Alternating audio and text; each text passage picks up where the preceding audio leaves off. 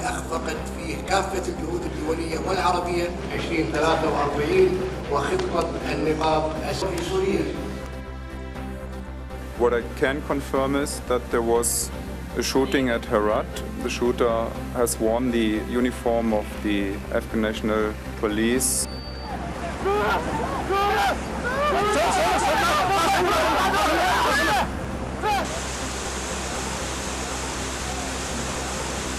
I confess to them that words are always inadequate in these kinds of situations.